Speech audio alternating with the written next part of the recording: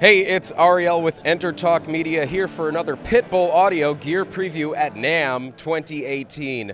I love the third floor. It's so calm, peaceful, and serene compared to the rest of the convention center. Best of all, this is where Fender World is. I am standing in front of Fender's Parallel Universe, and Steve from Fender is going to give us a little idea of what the Parallel Universe is. Steve, take it away. Well, as Parallel Universe sort of inclinates, it is, this, we know what we did.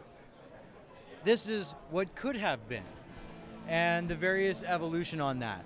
It's also a tip of the hat to sort of the modified culture of Fender guitars, the modular nature, and then all the people that you see out there on the forums, online, playing gigs. DIYers. Exactly, yeah. the DIYers that take a lot of the favorite portions of our iconic instruments and kind of force them together and massage it and mess with it, and So it's like Fender in an alternate timeline, skewed off into a tangent, alternate parallel universe. An alternate parallel universe. It's funny. One of the questions I was going to ask you was, there are so many different, not only DIY guys, but so many companies making Fender-style guitars for less money or give you like a vintage feel. And I was like, how does Fender keep up with all the copycats? And do you find that this really sort of helps you guys like stay like, excuse us, young sirs, we're Fender, stand back?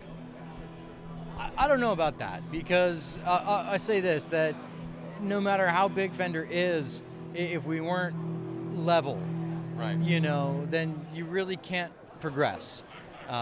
You get too big-headed, and you can't take much seriously. And so we like to have a lot of fun. Sure. We try to keep things loose and fast while maintaining the best quality we can absolutely afford. And so something like this just allows us to go off and be silly and have a good time and just say, oh man, what if I put this with this and did this? And yeah. It's really a blast. This is the Meteora. This is the one that seems to be like the center of attention here. It's really, I see some Telecaster style components and like almost like a Jazzmaster Jaguar style neck.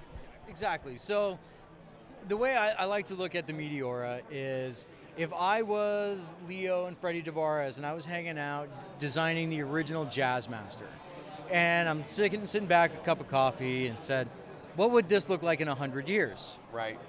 That's what it would look like in 100 years. But we don't have the technology that we don't have. So how do you take something so futuristic and make it digestible?